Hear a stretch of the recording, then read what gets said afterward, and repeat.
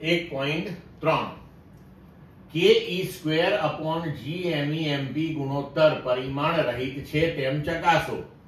ભૌતિક અચળાંકો k બરાબર 9 × 10⁹ newton metre square પર કુલમ સ્ક્વેર, e બરાબર 1.6 × 10⁻⁻19 કુલમ, g બરાબર 6.67 × 10⁻11 ન્યૂટન મીટર સ્ક્વેર પર કિલોગ્રામ સ્ક્વેર, me બરાબર 9.1 × 10⁻31 કિલોગ્રામ, mp 1.66 × 10⁻27 કિલોગ્રામ લઈ આ ગુણોત્તરનું મૂલ્ય શોધો.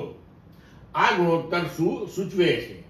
હવે જુઓ, પહેલા આપણે આ જે ગુણોત્તર છે તે પરિમાણ રહિત છે તેમ ચકાસવાનું કહ્યું છે.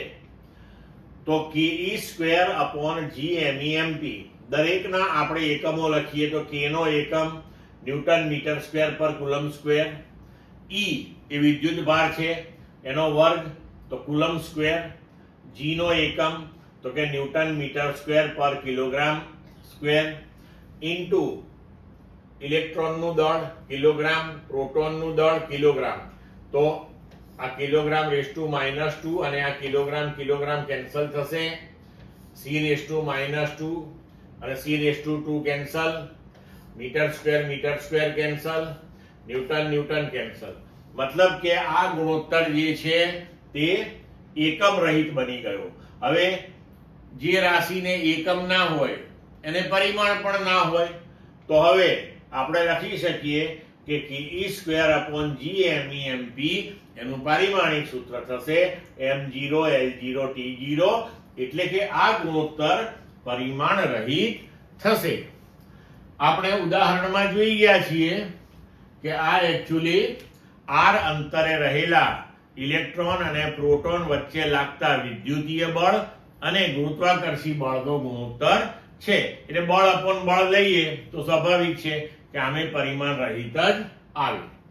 હવે આપણને આમાં કહ્યું છે કે આ ગુણોત્તરની અંદર આપણે આ બધા અચળાંકોના મૂલ્યો મૂકવાના છે અને પછી ગુણોત્તરનું મૂલ્ય શોધવાનું છે.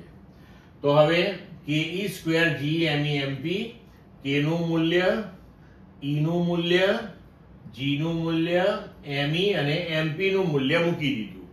હવે આપણે આને સાદું રૂપ આપીએ તો આપણને જવાબ મળશે 2.29 × 10⁻39. એટલે કે આ જે વિદ્યુતીય બળ છે એ ગુરુત્વાકર્ષી બળ કરતા પ્રચંડ રીતે મોટું મળ્યું આપણને, એટલે ખૂબ જ પ્રબળ છે. ક્લિયર મિત્રો?